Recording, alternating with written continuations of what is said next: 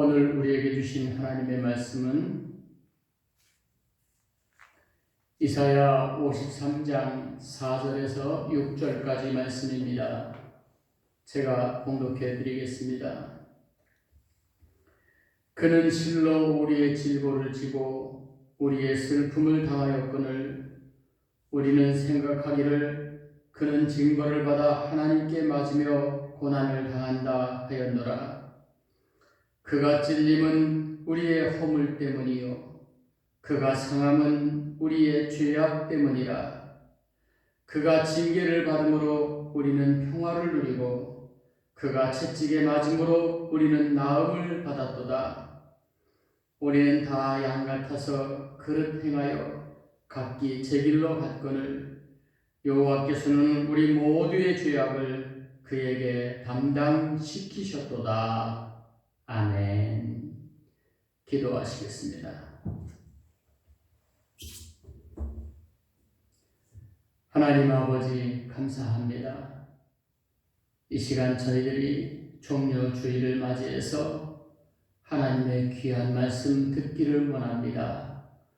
말씀을 통해서 깨달음과 은혜를 더해 주셔서 이 말씀 붙잡고 이 한 주간도 믿음으로 승리하는 우리의 삶이 되도록 인도하여 주시옵소서.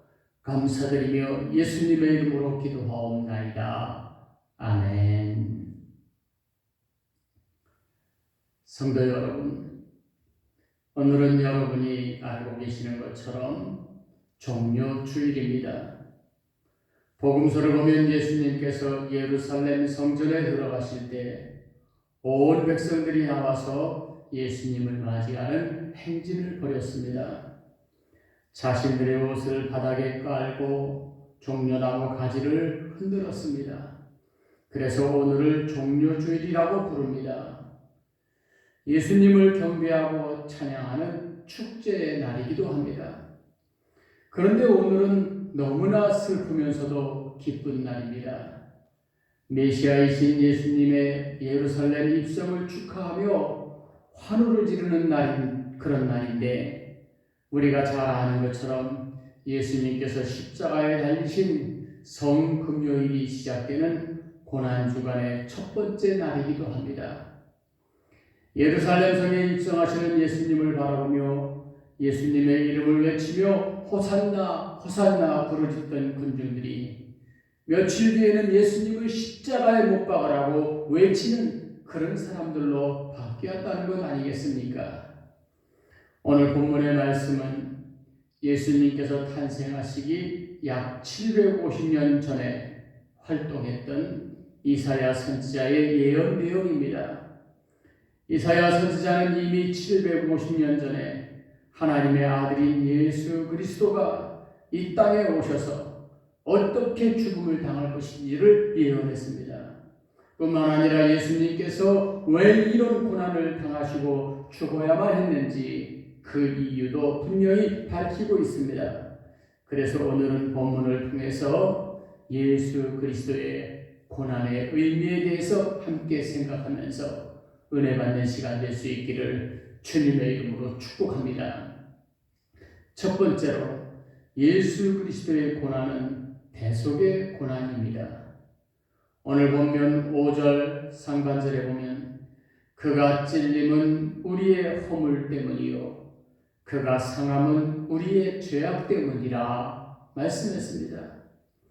하나님의 아들 예수 그리스도는 아무런 죄가 없으신 분이십니다. 성경은 이 점을 분명히 밝히고 있습니다. 히브리서 4장 15절에 보면 우리에게 있는 대제사장은 우리의 연약함을 동정하지 못하실 이가 아니요 모든 일에 우리와 똑같이 시험을 받으신 이로되 죄는 없으시니라 말씀했습니다. 예수 그리스도는 죄가 없으실 뿐만 아니라 죄의 형상마저 그의 주변에 깃들일 수 없는 거룩한 분이십니다. 그런데 죄 없으신 예수님께서 왜 형벌을 받고 왜 십자가를 지셔야만 했을까요? 형벌이란 죄의 결과로 받는 것입니다. 십자가는 형벌 중에 가장 무거운 형벌인 극형입니다. 사형입니다. 당시 유대 나라를 지배하였던 로마의 법에 의하면 가장 중한 죄인을 처벌할 때만 모든 사람들이 보는 앞에서 십자가에 매달아 못 박아 죽였습니다. 이것은 보통 죄인에게 가하는 평범한 형벌이 결코 아닌 것입니다. 그런데 왜 죄 없으신 예수님께서 이러한 형벌을 받아야만 했을까요? 그것은 바로 우리의 죄 때문입니다. 성도 여러분, 아담 이후 태어난 모든 사람들은 원죄와 자범죄를 가지고 있습니다. 원죄는 우리 조상 아담으로부터 물려받은 죄요. 자범죄는 내가 이 땅에 살면서 지은 죄입니다. 그런데 성경에 보면 죄의 값은 사망이라고 말하고 있습니다. 모든 인간은 이 말씀처럼 사망, 즉 죽고 망할 수밖에 없는 존재인 것입니다. 우리가 범한 죄는 우리로 하여금 영원한 형벌을 받게 합니다. 그것이 바로 지옥의 고통인 것입니다. 그런데 이러한 우리를 구원하기 위해서 예수님께서 우리 대신 형벌을 받으시고 십자가를 지신 것입니다.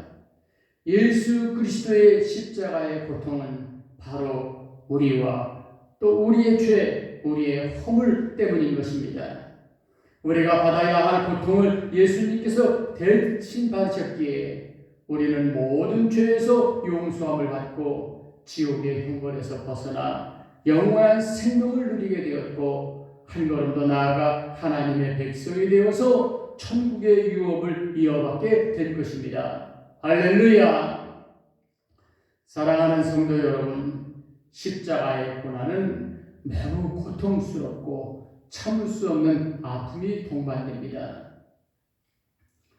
언젠가 집에서 책장을 옮기다가 그만 잘못해서 순식간에 엄지손가락 끝에 이 눈에 보일까 말까 하는 작은 정도의 나무 가시가 박혔습니다.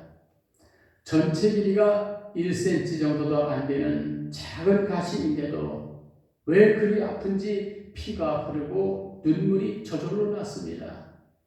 박힌 가시를 빼려고 하는데 너무 작고 얇아서 잘 빠지지도 않아 무척 애를 먹었습니다. 그런데 가시를 빼다가 문득 이런 생각이 들었습니다.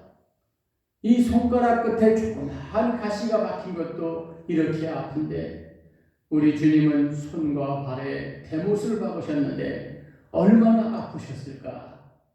이렇게 생각하자 갑자기 온몸에 소름이 돋았습니다. 주님의 고통을 생각하니 눈물이 왈칵 흘러내렸습니다. 성도 여러분, 우리 주님은 그 무거운 십자가를 지시고 저 골고다 언덕을 향해서 가셨을 뿐만 아니라 그 십자가의 짐이 매달려서 우리가 당할 고통을 몸소 당하신 것입니다. 할렐루야! 선교사이며 탐험가였던 프레데릭 아놀드라는 사람이 어느 날 흑인 아이들을 데리고 아프리카의 어느 산길을 걷고 있었습니다. 그때 갑자기 큰 사자 한 마리가 으르렁대며 제 뒤에 따라오는 아이에게 달려들려고 했습니다. 이것을 본 아놀드 선교사는 곧바로 달려가 두 팔을 활짝 벌리고 사자 앞을 가로막아 섰습니다. 그의 당당한 태도와 용기에 사자는 당황하여 오히려 꼬리를 감추고 도망가 버리고 말았습니다. 어린아이를 위해서 목숨을 바치려고 했던 선교사의 이야기는 곧 마을 사람들에게 퍼져나가게 되었습니다. 이 마을의 주장은 대단히 감격해서 나는 이 선교사님을 위해서는 무엇이든지 하고 어디든지 따라가겠다라고 말했다고 합니다. 사랑하는 성도 여러분, 예수님의 십자가의 고난도 바로 이와 같습니다. 우리의 죄로 우리가 죽어 마땅한 일인데 예수님께서 대신 죽으시고 그 결과 우리는 구원을 받았습니다. 자기 마을의 어린 생명을 살린 선교사를 위해 무엇이든지 하며 어디든 따르겠다고 말한 흑인 주장의 말과 같이 우리도 우리를 위해서 목숨을 바치신 예수 그리스도를 따르는 삶을 살아야 하지 않겠습니까? 사도 바울은 이와 같은 주님의 은혜에 감사하여 예수 그리스도만 따라가며 그를 위하여 전폭적으로 헌신한 사람입니다. 사도행전 20장 24절에 보니 내가 달려갈 길과 주 예수께 받은 사명 곧 하나님의 은혜의 복음을 증언하는 일을 마치려 하면 나의 생명조차 조금도 귀한 것으로 여기지 아니하노라. 그는 고백했습니다. 우리를 위해서 대신 죽으신 주님의 은총에 보답하는 삶을 살아가는 우리 서곡의 모든 성도들이 될 수 있기를 주님의 이름으로 축복합니다. 두 번째로 예수님의 고난은 평화를 위한 고난입니다.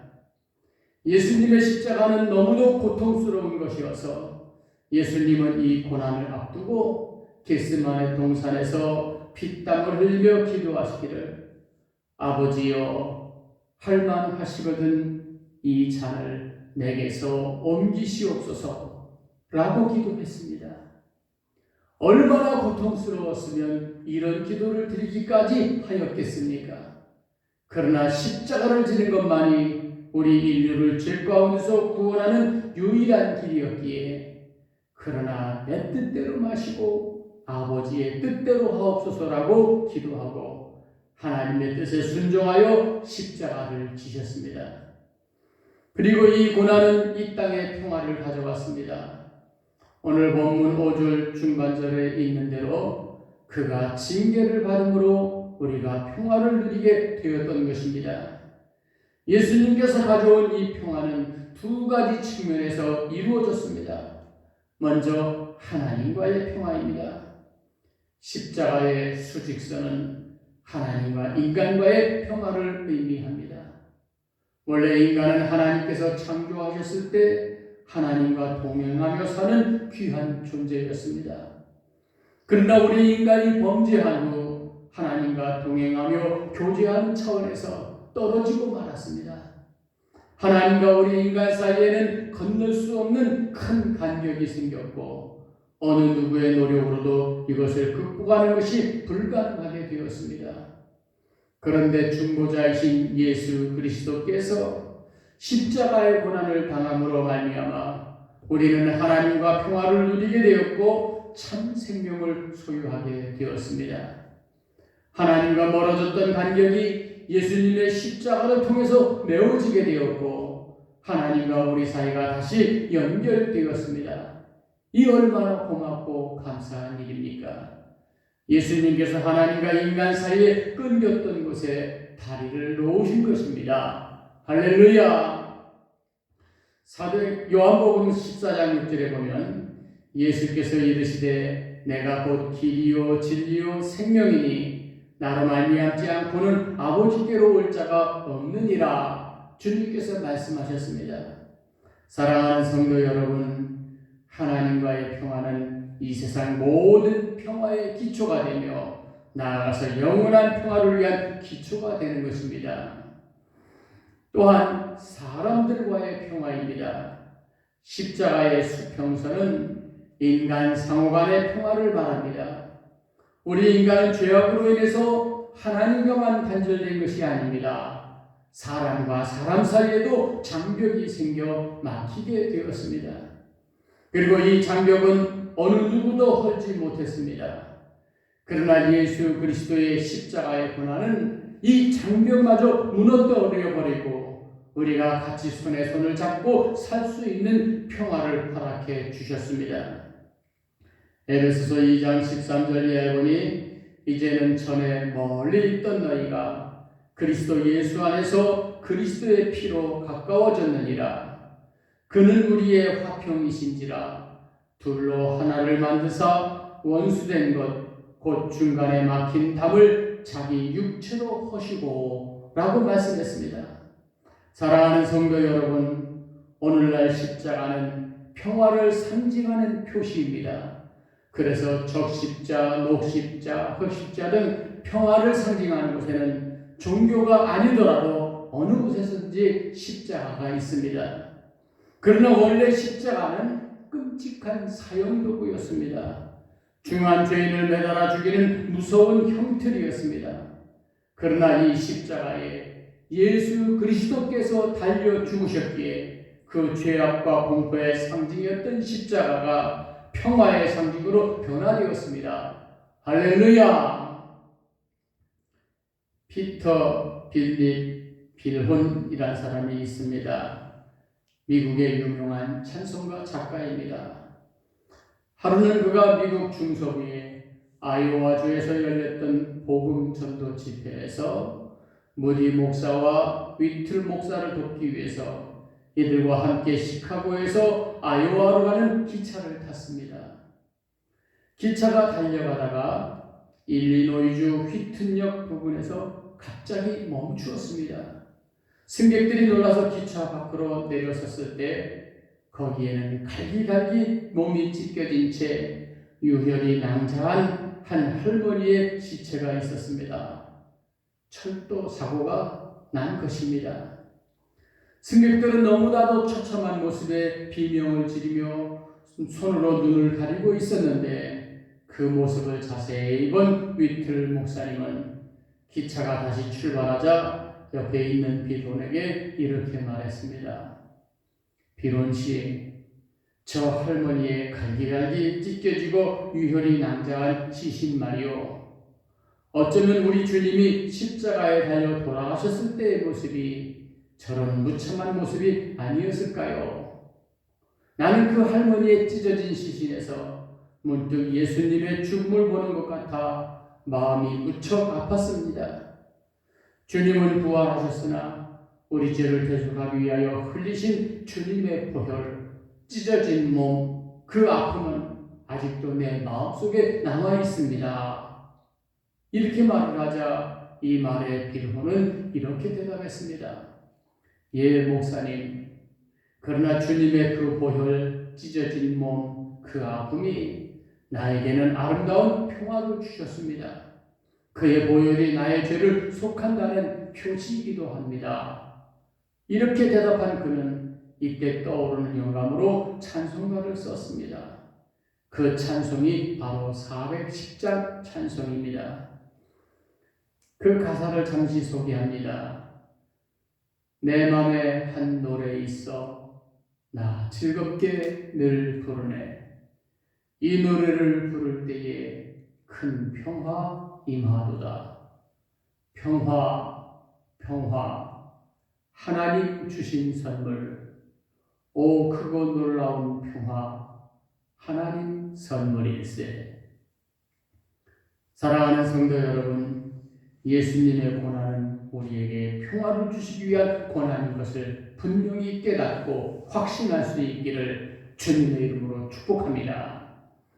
세 번째로, 예수님의 고난은 완성의 고난입니다. 오늘 본문 5절 하반절에 보니 그가 채찍에 맞음으로 우리는 나음을 받았도다 했습니다. 이 나음을 받았다는 것은 하나의 완성을 의미합니다. 예수 그리스도의 십자가의 고난으로 말미암아 우리 인간에게 어떤 완성을 가져왔다는 것입니다. 예수님께서 십자가에 달려서 하신 말씀 가운데 다 이루었다는 말씀은 예수님께서 이 땅에 오신 목적을 다 이루었다는 것입니다. 그렇다면 예수님께서 이루신 것은 구체적으로 무엇일까요? 우선 율법의 완성입니다. 우리 인간이 모든 율법을 다 지키며 살아간다는 것은 불가능한 일입니다. 율법은 우리에게 너무나도 많은 것을 요구하고 있기 때문에 우리는 율법의 모든 것을 일일이 다 지키며 살 수가 없습니다. 우리가 억지로 절제하며 산다면 율법을 지키는 것이 어느 정도 가능할 것 같으나 우리는 부지중에 율법을 어기게 되는 경우가 많습니다. 그래서 이 율법은 모든 인간에게 커다란 짐이 아닐 수가 없습니다. 그런데 어느 누구도 할 수 없었던 율법의 완성을 바로 예수 그리스도께서 이루셨습니다. 그가 십자가를 지심으로 구약의 율법을 완성했습니다. 그 결과 우리는 율법 아래 있지 아니하고 은혜 아래 있게 되었으며 영원한 하나님의 나라를 소망하며 살 수 있는 신령한 백성이 되었습니다. 할렐루야! 또한 사랑의 완성입니다. 사랑의 본체이신 예수님께서 이 세상을 향한 영원한 사랑을 완성했습니다. 이 사랑은 희생적인 사랑, 아가페의 사랑입니다. 자기 자신의 몸을 십자가에 달리심으로 영원한 사랑을 몸소 실천하신 것입니다. 여러분이 잘 아는 말씀 요한복음 3장 16절에 보면 하나님이 세상을 이처럼 사랑하사 독생자를 주셨으니 이는 그를 믿는 자마다 멸망하지 않고 영생을 얻게 하려 하심이라 말하고 있습니다. 여기서 이처럼 사랑했다는 것이 무슨 뜻입니까? 이것은 죄인인 우리 인류를 구원하기 위해서 십자가에 달려 죽기까지 사랑했다는 말씀입니다. 이 얼마나 위대한 사랑입니까? 이러한 예수님의 사랑은 사랑의 완성이요, 용서의 완성이요, 구원의 완성입니다. 할렐루야! 사랑하는 성도 여러분, 우리는 날마다 십자가를 바라보며 살아가고 있습니다. 그러나 십자가의 의미를 바로 알지 못할 때가 많습니다. 십자가는 단순한 장식품이 아닙니다. 그 안에는 깊은 하나님의 사랑이 깃들어 있습니다. 전에는 죄악과 치욕의 상징이 십자가였으나 이제는 우리의 자랑이 되었습니다. 갈라디아서 6장 14절에 보면 그러나 내게는 우리 주 예수 그리스도의 십자가 외에 결코 자랑할 것이 없으니 그리스도로 말미암아 세상이 나를 대하여 십자가에 못 박히고 내가 또한 세상에 대하여 그러하니라 라고 사도 바울은 고백했습니다. 사랑하는 성도 여러분, 우리도 십자가만 자랑하는 삶이 되어야겠습니다. 세상의 어느 것보다 예수 그리스도의 십자가만 자랑하며 살아가는 그런 성도들이 될 수 있기를 주님의 이름으로 축복합니다. 기도하시겠습니다. 하나님 아버지 감사합니다. 종료주의를 통해서 십자가의 의미를 다시 한번 깨닫게 해주시니 더욱 감사드립니다. 나를 대신해서 형벌받으신 주님의 은혜에 늘 감사하는 삶이 되게 해 주옵소서. 십자가를 통하여 평화를 이루어 주심을 감사해서 평화를 이루는 평화의 사도들이 되게 하여 주시옵소서. 십자가를 통하여 완성하신 하나님의 사랑을 아직까지 알지 못하는 자들에게 늘 증거하는 삶이 되도록 우리의 삶을 인도해 주시옵소서. 감사드리며 예수님의 이름으로 기도하옵나이다. 아멘.